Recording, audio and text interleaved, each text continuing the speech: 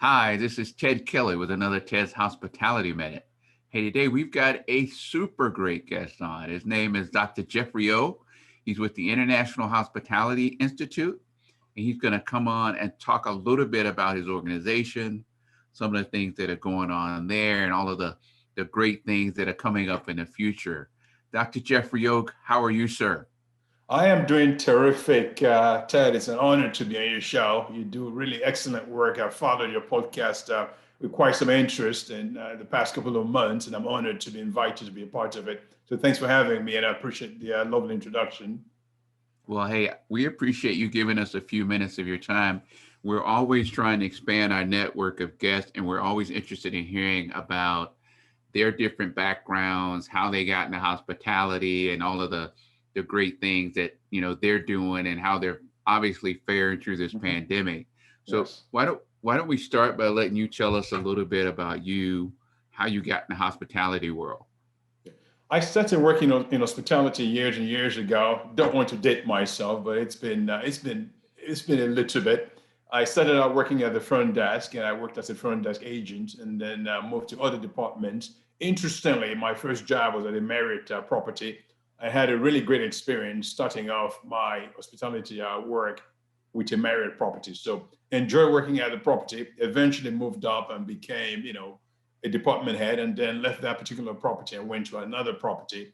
Eventually became a GM, and then Okay. moved up to VP of operations, moved up to COO, and then CEO, and ran a hotel management company that's based in the Northeast. So did quite a few things along the way, and but it's been an interesting journey, and I'm very happy to have been on that journey. Wow, that is awesome. So tell us a little bit about the International Hospitality Institute. How did that come to be? What is it about? Talk a little bit about that real quick. Yeah, prior to IHI, everyone calls International Hospitality Institute IHI. Prior to IHI, there wasn't a body that does global advocacy work for folks working in the hospitality industry. You've got many organizations that are based in the US, based in Europe, based in different parts of the world, but you don't have a body that does global work that talks about the concerns of stakeholders in the global hospitality industry. And that's the reason why IHI was born. And I'm very honored to be involved with the organization. We've got a presence in different countries all over the world. We've got country managers, we've got board members, global partners in different parts of the world. We've got a student body from different parts of the world, a huge community on LinkedIn. We've got about 200,000 people in the IHI community on just LinkedIn. So it's a massive organization that you've got. And, we love to do things that change people's lives. We want to be able to make a difference. One of my favorite quotes of all time is by the American educator Horace Mann, who said, "You should be ashamed to die unless you've done something good for humanity." And that's a quote that sticks with me. And our mission is to make a difference, to make a change, a positive change in the lives of folks who are working in hospitality. So what IHI does is not only training and certifications, we also do other things. We've got recognition. We've got a Julian Star Award that's going to be that's going to be happening later on in the year. We've got advocacy work that we do. And we put out the H code, the Hospitality Code of Ethics, as part of our advocacy efforts. It's interesting, Ted, that until now, you didn't have a code of ethics that applies to the global hospitality industry. You've got many industries that have a code of ethics, a universal code of ethics. Our industry, unfortunately, did not have one. So you've got employers who may not have the information they need in terms of creating a handbook or creating certain policies that affect their employees.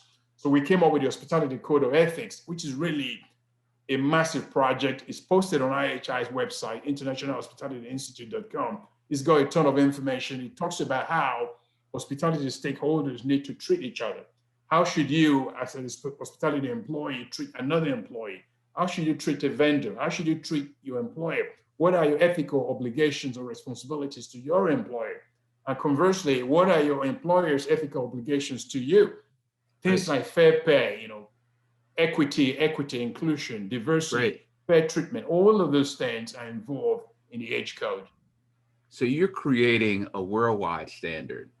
It Yes. almost sounds like I have a little bit of background in the quality world, so I kind of go back to QS 9000 standards Mhm. and dimming and the total quality control, where these guys basically wrote a standard for everybody to follow, Yes. and it was adopted around the country, around the world.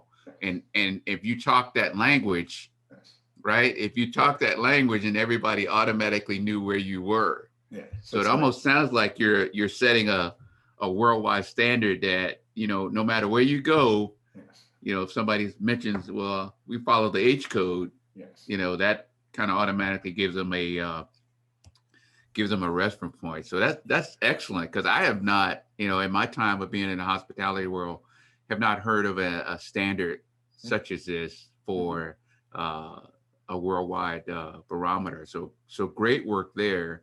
So tell us a little bit about what you guys have going on over at IHI right now. I think you guys have some events coming up in the future that we want to hear about, and obviously we want you to give it a shout out here with us so we can make sure everybody else hears about it as well. So tell us a little bit about what you got coming up. We've got two major things that happened. Well, one already happened in 2021. Another one is going to be happening November 9th and 10th of this year. The major event that happened this year was the Hospitality Power Index. It's called the HPI.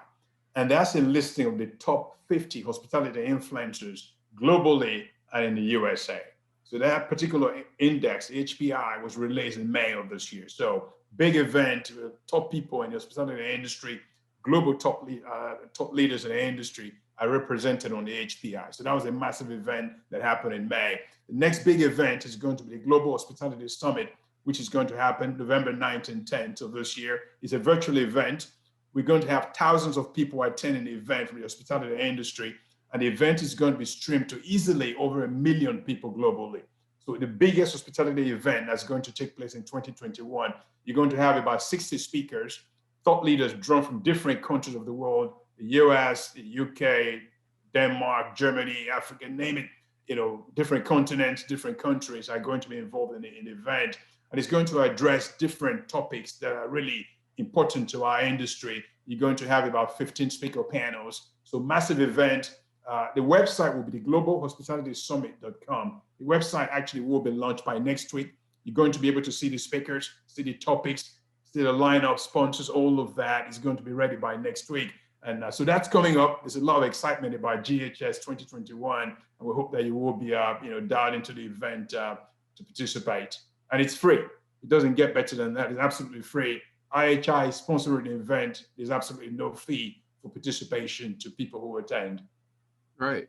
That is awesome. So we'll have to make sure that we put that website up on our podcast with you, and kind of broadcast that throughout our THM family so that everybody is aware of that, man. That is awesome. So we'll definitely look forward to putting that on our calendar to make sure we can attend as well. Yeah.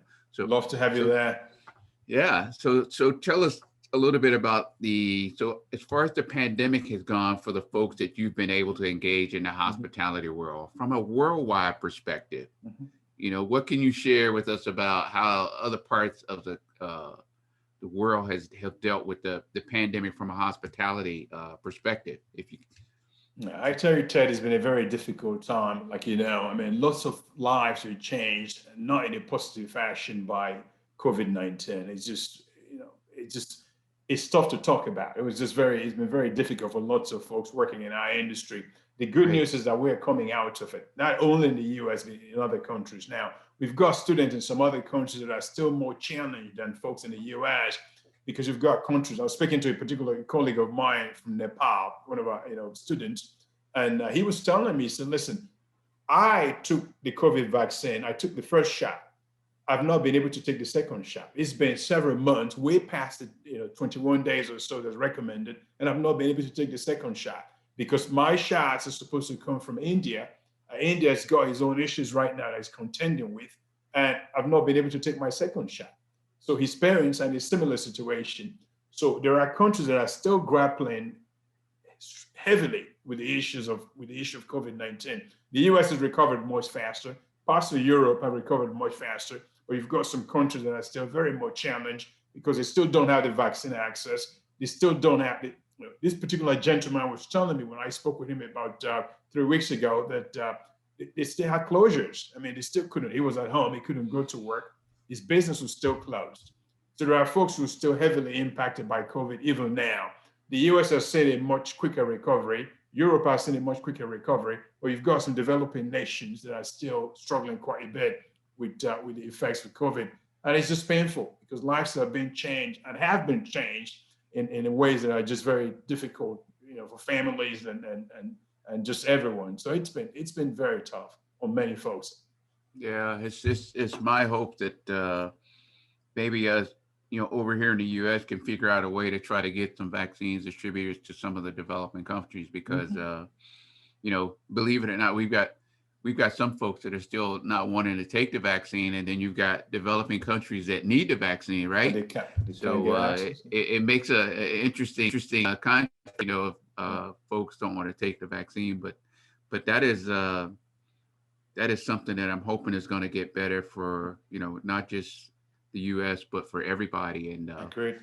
we can save a few lives here and there. So That's man, it. tell us, is there anything else that you would like to share with us about IHI, man? I am so impressed with just a little bit that I've learned about your organization, and I'm looking forward to watching and reading and seeing what else happens down the road, especially Yes. this summit coming up in November. Yeah, Anything else you want to certainly. share with it? Yeah, we'd love to have you follow our LinkedIn, IHI LinkedIn pages if you're not already doing that. Like I mentioned, we've got a heavy presence on LinkedIn. We've got a group page, which is called International Hospitality Institute. We also have a company page, and we're posting updates about GHS, the Global Hospitality Summit, on our company page. So you're going to see speakers, you're going to see a lot of faces that you recognize, top leaders from all over the world. You're going to see them. We try to provide an update every other week or so about our speakers. So we put them on and say, okay, we've got 2 more speakers, we've got 3 speakers. We've got a bunch of speakers already signed up. And again, it's a massive event. We're encouraging everyone who can attend to attend. The registration is free, but there are limited seats. Obviously, we can't have 1 million people attend the event. We're going to have thousands, and then we're going to stream it to at least 1 million people on social media. So really excited about that. Again, it's all free. There's absolutely no charge to participate. Our goal is to continue to provide opportunities to improve our industry, to share learning resources with each other and learn from each other. And ultimately, it takes us back to what I mentioned, the Horace Mann quote, Horace Mann's quote. We all have a mission, right, to make the world a better place, to help each other, to make things better for everyone, not only for folks working in hospitality, but for every human being. We should be kind Right. to each other. We should learn from each other. We should share from each other. And that's our mission. And we focus on the hospitality space, but our work, we'd like to see that expand even beyond hospitality and touch lives even outside of the hospitality industry. And I Right. appreciate you giving me the audience to be able to speak and just share a message to people. Really appreciate you doing that. No problem. Actually, we're proud and privileged to be able to do that, and we welcome you back. If you want to come back and talk about some of the events, even want to talk about a wrap up the event after it happens, and Would say, love to. we've touched this many people with it, because I think you're doing some great work. And one of the interesting things that I saw is that you're actually expanding beyond hospitality. I mean, you're touching a lot of broad Mhm. sectors that Mhm. aren't just necessarily focused on the hotel side of the world. So Mhm. big kudos out to you for that. So, Yeah. all And right. we've got a bunch of other things that we're doing. I don't know if I mentioned certifications, but we've got a ton of certifications for the hospitality industry. And now we're expanding those certifications beyond hospitality. We recently rolled out a certification for leadership, where you can actually have people can acquire leadership skills. We've got that certification. We had a chef certification rolled out not long ago, in addition to our long list of certifications, because we have people say to us, listen, I'm a chef. I want to be able to learn how to get better at my craft as an executive chef or an executive sous chef. So we've got that. And next week, we're going to be rolling out a trained trainer certification, which is going to allow That's anyone working in a corporate capacity or educational capacity to learn the skills they need to train other people. So that particular certification is going to be rolled out next week. And that can be acquired by anyone. You don't have to be working in the hospitality industry. You can be working in any industry. If you interact with people and you train people and you need to know how to train people be better at it, we offer that certification. It's very vast, and it's going to be available next week to folks who may be interested in that. It's called the Certified Training Expert, CTEX, X yeah. in small case. So really excited about that as well. Man, you are busy, man. You got a lot going on over there. It's been a little bit busy, yes, just a little bit. Well, you're a little bit busy, and then you got great humility at the same time, man. That's a blessing for you right there. Yeah, So you're very kind. You're very kind. so one more time, Dr. Yeah. O, tell us how they can find more information about IHI and all the events coming up, and we're going to make sure that we plug that as well on the web podcast when we post it as well. But Thank you. tell us one more time how folks can find IHI and information about your summit. To get information about IHI, go to internationalhospitalityinstitute.com. You're going to see a ton of information about advocacy work, our recognition work. The H code is posted on our website. It's a PDF document. It's free to employers to use. There's no charge to use it. We encourage employers globally to incorporate that into their employee handbooks. Many employers have actually responded favorably to that. Incorporating the H code into their handbooks. It's free. There's nothing, you don't have to pay. You can use it. You have access to it. So open access. So IHI, you can find us internationalhospitalityinstitute.com. And then the Global Hospitality Summit, the website is going to be live by next week. And it's going to be globalhospitalitysummit.com. You can get a ton of information about the event on that website. And also follow us on LinkedIn. We're on social media, LinkedIn, Facebook, Instagram. We've got, again, a big presence on LinkedIn. So I appreciate you giving me the time to be able to share this information. You're very kind. I'm very thankful. Thank you. You're quite welcome. This has been another Ted's Hospitality Minute. Thanks so much for joining us. You guys have a great week. Thank you. You too. Thank you so much. Have a brilliant week.